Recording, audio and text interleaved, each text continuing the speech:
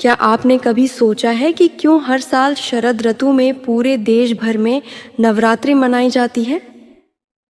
आखिर इसके पीछे क्या कारण है और किसने इसकी शुरुआत की? और सबसे बड़ा सवाल तो ये है कि क्यों इसे सिर्फ 9 दिनों तक मनाया जाता है? आखिर इसके पीछे क्या रहस्य है? हर साल भारत में सितंबर अक्टूबर के महीने में शारदीय नवरात्रि मनाई जाती है, लेकिन ज़्यादातर लोगों को यह पता ही नहीं होता कि आखिर हम नवरात्रि क्यों मनाते हैं। हर साल 9 दिनों तक चलने वाली यह नवरात्रि माँ दुर्गा और उनके 9 रूपों को समर्पित है। पर आखिर कौन कौन से हैं ये 9 रूप और क्यों इनकी पूजा की जाती है? हर साल लाखों भक्त अपनी मनोकामना की पूर्ति के लिए माता से प्रार्थना करते हैं और उपवास भी रखते हैं। पर आपने सोचा है कि उपवास क्यों रखा जाता और क्यों नवरात्रि का यह समय सबसे पवित्र माना जाता है? और आपने यह भी देखा होगा कि नवरात्रि में मंदिरों और दुर्गा पंडालों में ज्वार बोया जाता है। पर क्या आपने कभी सोचा है ऐसा क्यों? आपने नवरात्रि में भजन कीर्तन तो किए होंगे और साथ ही गरबा डांडिया भी देखा होगा। पर क्या आपने सोचा है कि क्यों हम सिर्फ नवरात्रि पर ही गरबा डांडिया करते हैं? आखिर इसका क्या महत्व है? नवरात्रि सिर्फ एक त्योहार नहीं, बल्कि रहस्यों का वो खजाना है जिसके बारे में ज्यादातर हिंदू नहीं जानते। तो आज की इस डॉक्यूमेंट्री में हम उतरेंगे नवरात्रि के इतिहास, इसकी पौराणिक कथाओं, वैज्ञानिक रहस्यों और आध्यात्मिक आयामों की गहराई में। हम खोजेंगे कि आखिर इस एक पर्व में ऐसा क्या है जो हजारों सालों से करोड़ों लोगों की आस्था, ऊर्जा और जीवन का केंद्र बना हुआ है। तो तैयार हो जाइए, क्योंकि जो आप नवरात्रि के बारे में अब तक जानते आए हैं उसके पार भी एक अनगाह संसार है जिसे हम आज एक एक परत खोलकर उजागर करेंगे। लेकिन उससे पहले अगर आपको वीडियो अच्छी लग रही है तो इसे एक लाइक ज़रूर करें और कमेंट में लिखें जय माता दी।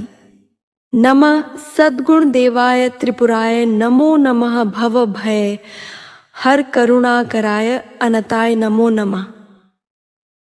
नवरात्रि यह शब्द 2 भागों से मिलकर बना है। नव यानी 9 और रात्रि यानी रातें, यानी ऐसी 9 रात्रियां जो केवल पूजा या उत्सव के लिए नहीं बल्कि आत्मिक साधना और ऊर्जा संचय के लिए मानी जाती हैं।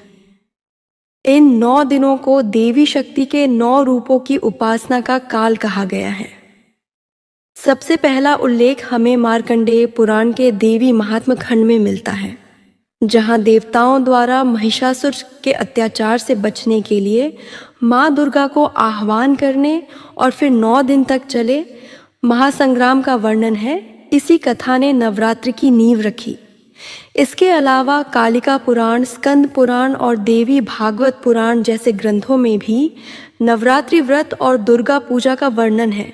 वेदों में यद्यपि नवरात्रि शब्द सीधे नहीं आता, पर ऋग्वेद और यजुर्वेद में शक्ति और उमा की स्तुति मिलती है, जो इस परंपरा की दार्शनिक जड़ें दर्शाती हैं।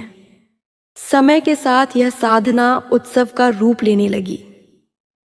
वैदिक काल में नवरात्रि मुख्यतः यज्ञों और ऋतु परिवर्तन से जुड़ी तपस्या थी, जहां ऋषि मुनि शरद और वसंत के संधिकाल में आत्मशुद्धि हेतु उपवास रखते थे।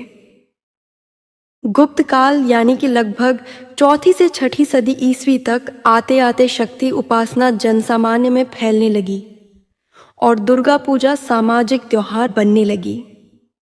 इसी काल में देवी को शक्ति के सार्वभौम रूप में प्रतिष्ठित किया गया और मंदिरों में उनकी प्रतिमाएं स्थापित होने लगी। मध्यकालीन भारत में नवरात्रि ने क्षेत्रीय रंग अपनाए। उत्तर भारत में इसे रामलीला और विजयादशमी से जोड़ा गया, जहां राम के रावण वध को धर्म की विजय का प्रतीक माना गया। दक्षिण भारत में इस दौरान गोलू या बोमई कोलू की परंपरा विकसित हुई, जिसमें देवी देवताओं की मूर्तियां घरों में सजाकर रखी जाती हैं। गुजरात में गरबा और डांडिया की परंपरा इसी समय की है, जो शक्ति की आराधना को लोक नृत्य और संगीत के माध्यम से जीवंत बनाती है। यह सभी परंपराएं एक ही मूल भावना देवी की शक्ति का उत्सव से जुड़ी हैं, लेकिन अपने अपने सांस्कृतिक रंगों में ढली हुई हैं। बंगाल में दुर्गा पूजा का उत्कर्ष 16वीं से 17वीं सदी के दौरान हुआ, जब नवाबों और जमींदारों ने सार्वजनिक दुर्गा पूजा का आयोजन शुरू किया।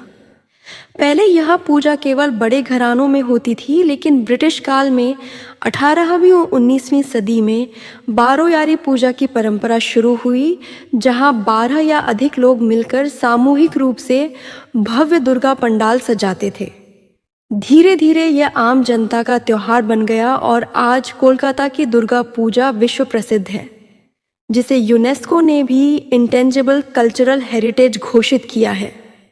इस तरह देखा जाए तो नवरात्रि केवल एक धार्मिक पर्व नहीं, बल्कि हजारों वर्षों की सांस्कृतिक यात्रा है, जो वेदों की मंत्र ध्वनि से शुरू होकर आज भव्य झांकियों, गरबा मंडलियों और कोलकाता के पंडालों तक आ पहुंची है।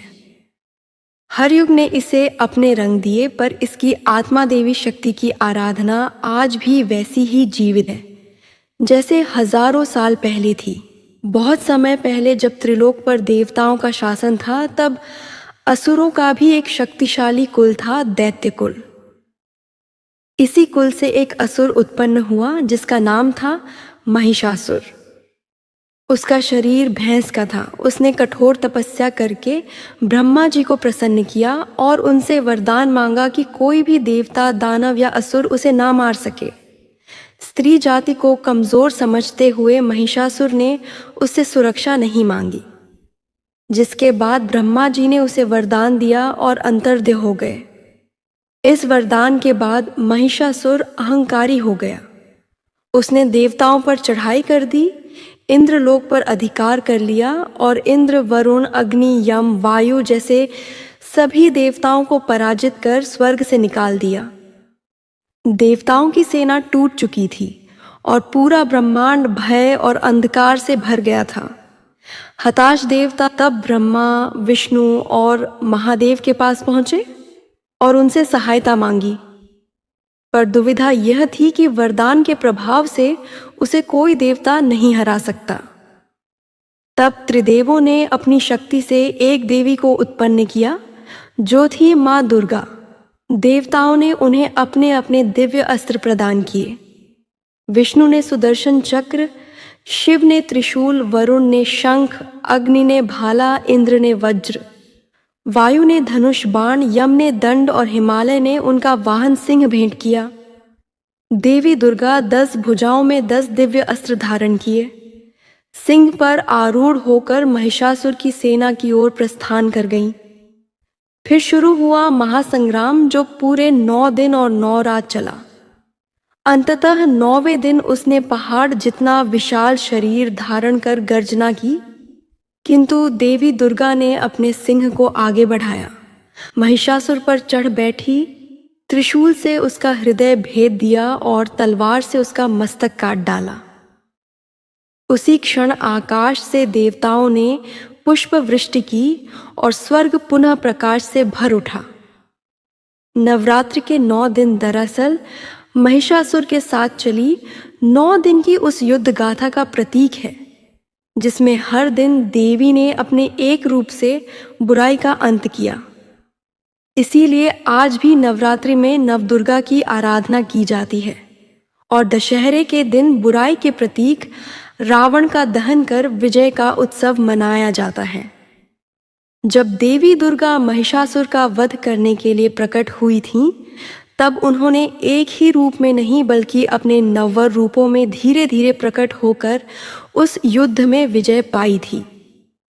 यही कारण है कि नवरात्रि को नवरात्रियों का पर्व कहा जाता है, जिसमें हर दिन देवी के एक विशेष स्वरूप की पूजा होती है।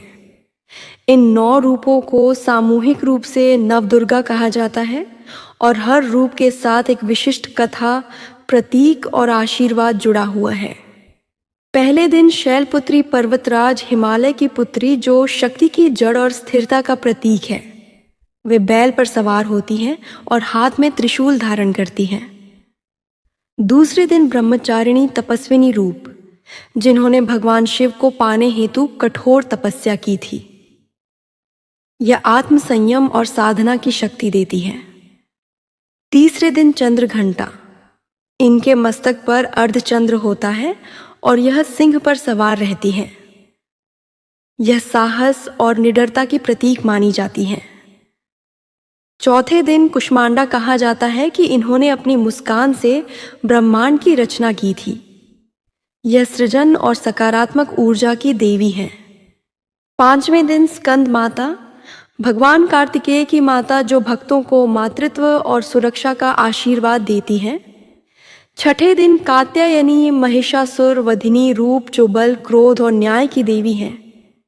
सातवें दिन कालरात्रि, अंधकार का नाश करने वाली भयंकर रूप, जो राक्षसों का संहार करती है और भय से मुक्ति देती है।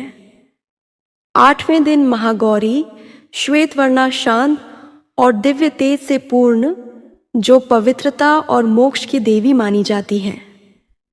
नौवें दिन सिद्धदात्री, यह सभी सिद्धियाएं और शक्तियां प्रदान करने वाली देवी हैं, जो भक्तों को आत्मबोध और पूर्णता की ओर ले जाती हैं। इन 9 रूपों की उपासना केवल भक्ति नहीं बल्कि एक क्रमिक साधना पथ मानी जाती है, जिसमें भक्त स्थूल से सूक्ष्म और भौतिक से आध्यात्मिक ऊर्जा की ओर बढ़ता है। नवरात्रि के 9 दिन और 9 देवी केवल एक संयोग नहीं है, यह नव ग्रहों, नव शक्तियों और नव ऊर्जा चक्रों का भी प्रतीक माने जाते हैं। शास्त्रों के अनुसार प्रत्येक दिन की देवी एक विशेष ग्रह ऊर्जा से जुड़ी होती है, जो भक्त के भीतर सुप्त शक्तियों को जागृत करती है। इसलिए कहा जाता है कि यदि कोई भक्त पूरे 9 दिन एकाग्र होकर साधना करे तो उसका मन, प्राण और चेतना संतुलित होकर देवी शक्ति से जुड़ जाते हैं। यही कारण है कि इन 9 दिनों में व्रत, ध्यान, जप और साधना को अत्यंत फलदायी माना गया है। यही वजह है कि नवरात्रि को केवल पूजा का पर्व नहीं बल्कि 9 दिन की आंतरिक साधना यात्रा कहा गया है, जहां हर दिन भक्त अपने भीतर एक नया द्वार खोलता है। हर साल जब नवरात्रि शुरू होती है तो लाखों लोग अपने घरों और मंदिरों में मिट्टी के पात्र में जौ के बीज बोते हैं, जिन्हें जवारे या घट ज्वार कहा जाता है। पहले दिन कलश स्थापना के साथ ही यह बीज बोए जाते हैं और 9 दिनों तक नियमित रूप से जल अर्पित करके इनकी देखभाल की जाती है। लेकिन क्या आपने कभी सोचा है कि यह परंपरा क्यों है? क्या यह सिर्फ धार्मिक आस्था है या इसके पीछे कोई पुरातन कारण भी छुपा है? जौ बोने की परंपरा का सबसे प्राचीन उल्लेख यजुर्वेद और अथर्ववेद में मिलता है, जहां यव यानी कि जौ को पवित्र अन्न और जीवनदायी अनाज कहा गया है। वैदिक यज्ञों में जौ का विशेष स्थान था। इसे अग्निहोत्र में अर्पित किया जाता था क्योंकि यह शुद्धि, शक्ति और समृद्धि का प्रतीक माना जाता था। जौ की खेती भी भारतीय सभ्यता में सबसे पुरानी मानी जाती है, इसलिए यह अनाज जीवन और प्रकृति के चक्र का प्रतिनिधित्व करता है। नवरात्रि का समय शरद ऋतु का आरंभ होता है, जब मानसून का मौसम समाप्त हो चुका होता है और नई फसलों की बुआई शुरू होती है। इस समय मिट्टी में नमी होती है और तापमान जौ अंकुरण के लिए बिल्कुल उपयुक्त होता है। इसीलिए नवरात्रि में जौ बोना कृषि चक्र के नए आरंभ का प्रतीक भी है। साथ ही इस दौरान व्रत और उपवास से शरीर को डिटॉक्स किया जाता है, जिससे भक्त की जीवन ऊर्जा यानी कि प्राण शक्ति भी संतुलित होती है। यानी यह परंपरा प्रकृति, शरीर और चेतना तीनों के संतुलन से जुड़ी हुई है। 9 दिनों तक जैसे जैसे जौ के कोमल हरे अंकुर बढ़ते हैं, वैसे वैसे माना जाता है कि भक्त की तपस्या और देवी की कृपा भी बढ़ रही है। अंतिम दिन दशहरे पर जब इन जवारे को देवी को अर्पित किया जाता है तो इनके विकास को देखकर साल भर की फल संपन्नता और समृद्धि का शगुन निकाला जाता है। अगर जवारे घने और लंबे उगे हो तो इसे आने वाले समय में सुख, समृद्धि और अच्छे परिणाम का संकेत माना जाता है।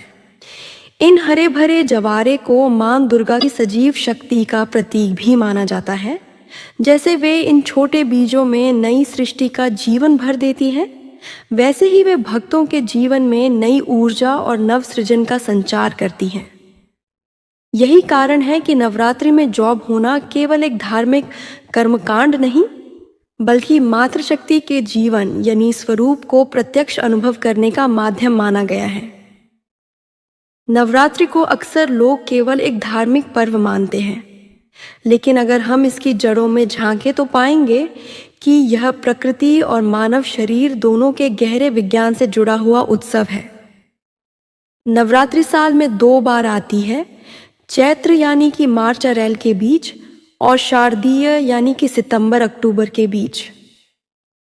और यह दोनों ही काल ऋतु परिवर्तन के संध्याल होते हैं। जब एक मौसम समाप्त होकर दूसरा आरंभ होता है तो प्रकृति के साथ साथ हमारे शरीर की जैविक प्रणाली भी बदलती है। आयुर्वेद के अनुसार इस समय शरीर की रोग प्रतिरोधक क्षमता यानी इम्यूनिटी सबसे कमजोर होती है। इसलिए यह शरीर को शुद्ध करने और पुनः संतुलित करने का आदर्श समय माना जाता है। यही कारण है कि इन दिनों उपवास और सात्विक आहार का विशेष महत्व बताया गया है। जब हम भारी तैलीय और मसालेदार भोजन से परहेज करके हल्का और पौष्टिक आहार लेते हैं तो हमारा मेटाबॉलिज्म रिसेट होता है, पाचन तंत्र को आराम मिलता है और शरीर में जमा विषैले तत्व यानी कि टॉक्सिन्स बाहर निकलने लगते हैं। आधुनिक विज्ञान भी मानता है कि इंटरमिटेंट फास्टिंग और कैलोरी रेस्ट्रिक्शन से शरीर में ऑटोलॉग्स नामक प्रक्रिया सक्रिय होती है, जो क्षतिग्रस्त कोशिकाओं को साफ कर नई कोशिकाओं का निर्माण करती है। इस प्रकार नवरात्रि का उपवास केवल धार्मिक कर्तव्य नहीं, बल्कि एक प्राकृतिक डिटॉक्सिफिकेशन प्रक्रिया भी है। इसके अलावा जब हम भोजन की मात्रा कम करते हैं और समय पर सोने जागने का अनुशासन अपनाते हैं तो हार्मोनल बैलेंस और मानसिक क्लैरिटी भी बढ़ जाती है। शोध बताते हैं कि उपवास के दौरान शरीर में एंडोर्फिन्स यानी कि हैप्पी हार्मोन्स और सेरोटोनिन का स्तर भी बढ़ाता है, जिससे स्ट्रेस कम होता है और मन शांत होता है। यही कारण है कि नवरात्रि को केवल शरीर की नहीं बल्कि मन की शुद्धि का पर्व भी कहा गया है। इन 9 दिनों की साधना और अनुशासन का सीधा असर सेल्फ डिसिप्लिन और माइंड बॉडी बैलेंस पर पड़ता है। सुबह जल्दी उठना, ध्यान भजन करना, संयमित आहार लेना और इंद्रियों को नियंत्रण में रखना, यह सभी अभ्यास मस्तिष्क में न्यूरल पैटर्न को दोबारा व्यवस्थित करते हैं। साधक का मन धीरे धीरे इंद्रियों से हटकर आत्मा की ओर केंद्रित होने लगता है, जिससे उसकी ऊर्जा बिखरने की बजाय एक दिशा में प्रवाहित होती है। यही कारण है कि नवरात्रि को भारतीय शास्त्रों में आध्यात्मिक और जैविक शुद्धिकरण का काल माना गया है, जब मनुष्य अपने शरीर, मन और आत्मा तीनों को एक साथ संतुलित करके देवी शक्ति से जुड़ने की तैयारी करता है। नवरात्रि केवल पूजा और उपवास का पर्व नहीं है, यह भारत की सांस्कृतिक विविधता और लोक परंपराओं का सबसे रंगीन उत्सव भी है। इन 9 दिनों में भारत का हर क्षेत्र देवी शक्ति को अपने अपने तरीके से पूजता है और यही विविध रंग नवरात्रि को एक जीवन सांस्कृतिक चित्र बना देते हैं। गुजरात में नवरात्रि का अर्थ है गरबा और डांडिया। जैसे ही सूर्य ढलता है, शहरों और गांवों में सजे विशाल मैदानों में ढोल और नगाड़ों की थाप गूंजने लगती है। रंग बिरंगे पारंपरिक परिधानों में सजे लोग गोल घेरों में नृत्य करते हैं। इसे गरबा कहा जाता है, जिसका नाम गर्भ यानी जीवन के मूल स्रोत से जुड़ा है। गरबा के बीच में रखी मिट्टी की देवी दीप ज्योति सृष्टि की उत्पत्ति का प्रतीक मानी जाती है। वहीं डांडिया 2 लकड़ी की छड़ियों से खेला जाने वाला युद्ध नृत्य है, जो देवी और महिषासुर के युद्ध का प्रतीक माना जाता है। इस तरह गुजरात में नवरात्रि नृत्य, संगीत और भक्ति तीनों का उत्सव बन जाता है। बंगाल में नवरात्रि का रूप और भी भव्य होता है, जहां इसे दुर्गा पूजा कहा जाता है। कोलकाता और आसपास के क्षेत्रों में इस दौरान सैकड़ों विशाल पंडाल सजाए जाते हैं, जिनमें हर साल नई नई थीम और अद्भुत कलात्मक सजावट होती है। कलाकार महीनों तक मिट्टी की मूर्तियों को गढ़ते हैं, उन्हें रंगते हैं और देवी दुर्गा को महिषासुर का वध करते हुए दिखाया जाता है। पंडालों में पूजा, सांस्कृतिक कार्यक्रम, नृत्य, संगीत, भोग और सिंदूर खेला जैसे आयोजन होते हैं। दुर्गा पूजा केवल भक्ति नहीं बल्कि बंगाली कला, मूर्तिक कला और सामाजिक एकता का सबसे बड़ा उत्सव बन चुकी है, जिसे यूनेस्को ने भी इंटेंगिबल कल्चरल हेरिटेज का दर्जा दिया है। दक्षिण भारत में नवरात्रि को गोलू या बम्बली उत्सव के रूप में मनाया जाता है। यहाँ लोग अपने घरों में सीढ़ीनुमा मंच सजाते हैं, जिन पर देवी देवताओं, ऋषि मुनियों, पशु पक्षियों और लोक जीवन की छोटी छोटी मूर्तियाँ रखी जाती हैं। हर दिन महिलाएं भजन कीर्तन करती हैं और पड़ोस की महिलाएं एक दूसरे के घर जाकर प्रसाद और उपहार का आदान प्रदान करती हैं। यह परंपरा ज्ञान सृजन और स्त्री शक्ति का सम्मान करने का प्रतीक मानी जाती है। उत्तर भारत में नवरात्रि रामलीला और दशहरा मेलों के रूप में जीवंत होती है। यहाँ इन 9 दिनों में रामायण की कथाओं का मंचन किया जाता है, जहाँ राम, लक्ष्मण, सीता और रावण के पात्र सजे हुए मंचों पर अभिनय करते हैं। अंतिम दिन विजयादशमी पर विशाल मैदानों में रावण, मेघनाद और कुंभकर्ण के पुतलों का दहन किया जाता है। यह परंपरा सत्य की असत्य पर विजय का प्रतीक बन चुकी है और लाखों लोग इसे देखने जुटते हैं। इस तरह नवरात्रि भारत की असंख्य लोक धाराओं को एक धागे में पिरोने वाला उत्सव है, जहां पूजा के साथ कला, संगीत, नृत्य, रंग, नाट्य और सामुदायिक एकता का अद्भुत संगम देखने को मिलता है। यही सांस्कृतिक विविधता नवरात्रि को केवल एक धार्मिक पर्व नहीं बल्कि भारत की आत्मा का उत्सव बना देती है। अधिकतर लोग नवरात्रि को केवल साल में एक बार आने वाला पर्व मानते हैं, लेकिन सच ये है कि नवरात्रि साल में 4 बार आती है और हर नवरात्रि का स्वरूप, उद्देश्य और ऊर्जा बिल्कुल अलग होती है। इनमें से 2 को सामान्य नवरात्रि कहा जाता है और 2 को गुप्त नवरात्रि, जो विशेष रूप से साधकों और तांत्रिक उपासकों के लिए मानी जाती है। सबसे प्रसिद्ध है शारदीय नवरात्रि, जो हर साल सितंबर-अक्टूबर में शरद ऋतु की शुरुआत पर आती है। इसी नवरात्रि में देवी दुर्गा के 9 रूपों की भव्य पूजा होती है। दूसरी है चैत्र नवरात्रि, जो हर साल मार्च-अप्रैल में वसंत ऋतु की शुरुआत पर आती है और रामनवमी पर समाप्त होती है। यह नवरात्रि मर्यादा, धर्म और सत्वगुण की ऊर्जा से जुड़ी मानी जाती है। उत्तर भारत में इसे नववर्ष का आरंभ भी माना जाता है और बहुत से लोग इसी नवरात्रि में कन्या पूजन करते हैं। चैत्र और शारदीय नवरात्रि आमजन के लिए होती हैं और इन्हें लोक नवरात्रि कहा जाता है, लेकिन इसके अलावा साल में 2 बार और भी नवरात्र आती हैं। आषाढ़ यानी कि जून जुलाई और माघ यानी कि जनवरी फरवरी में, जिन्हें गुप्त नवरात्रि कहा जाता है। यह नवरात्रियां आमजन के लिए नहीं बल्कि तांत्रिक साधना और गूढ़ शक्ति पूजन के लिए आरक्षित मानी जाती है। कहा जाता है कि इस समय ब्रह्मांडीय ऊर्जा विशेष रूप से तीव्र होती है और साधक इस काल में देवी के उग्र रूपों जैसे काली, तारा, भैरवी, छिन्नमस्ता, त्रिपुर सुंदरी और भुवनेश्वरी की आराधना करते हैं। इस काल को आत्मिक शक्ति, सिद्धि प्राप्ति और कुंडलिनी जागरण के लिए सबसे उपयुक्त माना गया है। नवरात्रि में शक्ति साधना का गूढ़ पक्ष बहुत प्राचीन है।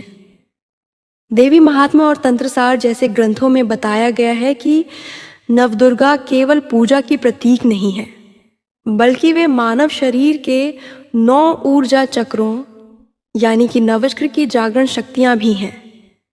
साधक जब क्रमशः 9 दिनों तक देवी के 9 रूपों की आराधना करता है, तो वह अपनी सुप्त ऊर्जा को ऊपर की ओर प्रवाहित करता है, जिस कुंडलिनी शक्ति का जागरण होता है।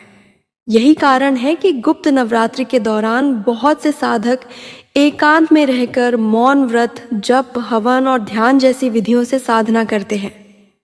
कामाख्या जैसे शक्तिपीठों में गुप्त नवरात्रि का महत्व और भी अधिक होता है। असम स्थित कामाख्या पीठ में नवरात्रि के दिनों में हजारों तांत्रिक साधक एकत्र होते हैं और देवी की तांत्रिक पूजा करते हैं, जहां आम भक्तों का प्रवेश भी सीमित होता है। यहाँ की मान्यता है कि नवरात्रि के दिनों में स्वयं देवी की ऊर्जा जागृत होकर संपूर्ण स्थल को साधना के लिए जीवंत कर देती है। इस प्रकार नवरात्रि केवल भक्ति और उत्सव का पर्व नहीं है, बल्कि इसके भीतर आध्यात्मिक, ऊर्जात्मक और तांत्रिक परंपराओं की गहरी परतें भी छुपी हैं। शारदीय और चैत्र नवरात्रि जहाँ बाहरी जीवन में शक्ति और अनुशासन जगाने के लिए होती है, वहीं आषाढ़ और माघ गुप्त नवरात्रि आत्मिक ऊर्जा को जगाकर साधक को स्वयं देवी रूप बनने की यात्रा पर ले जाती हैं। समय बदल चुका है, पर नवरात्रि का आकर्षण आज भी उतना ही प्रखर है जितना सदियों पहले था। आज जब दुनिया डिजिटल युग में प्रवेश कर चुकी है, तब भी करोड़ों लोग नवरात्रि के 9 दिन श्रद्धा और अनुशासन के साथ बिताते हैं। अब बहुत से मंदिरों ने ऑनलाइन यात्रा पंजीकरण और डिजिटल आरती प्रसारण शुरू कर दिए हैं, जिससे लाखों भक्त घर बैठे ही माता के दर्शन कर पाते हैं। लोग मोबाइल ऐप से व्रत कैलेंडर देखते हैं, ई-पा बुक करते हैं और भक्ति गीतों की प्लेलिस्ट सुनते हुए पूरे दिन उपवास करते हैं। यह दर्शाता है कि तकनीक भले ही बदल जाए, आस्था की लौ आज भी उतनी ही प्रज्वलित है। साथ ही अब नवरात्रि को और भी पर्यावरण हितैषी और जागरूक रूप में मनाया जाने लगा है।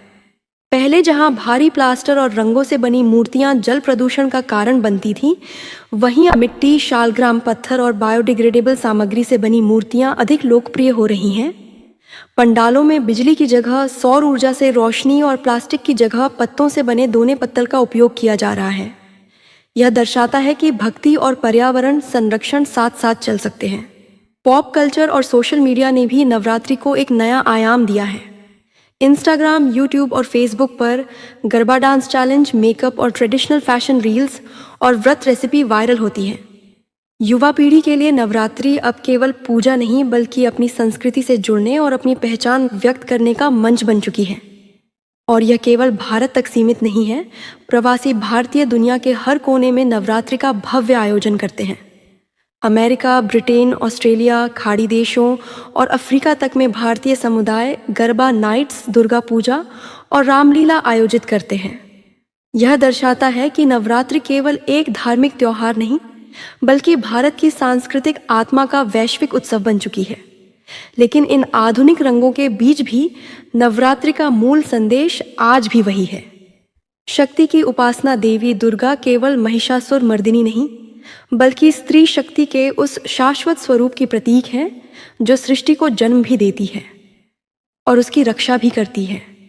यह पर्व हमें याद दिलाता है कि जिस समाज में स्त्री का सम्मान होता है, वही समाज सृजनशील और प्रगतिशील बनता है।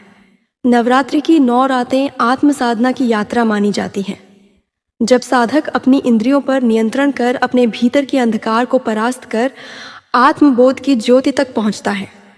और 10वें दिन विजयादशमी पर हम रावण दहन के साथ यह संदेश दोहराते हैं कि असत्य चाहे कितना भी शक्तिशाली लगे, अंततः सत्य की ही विजय होती है।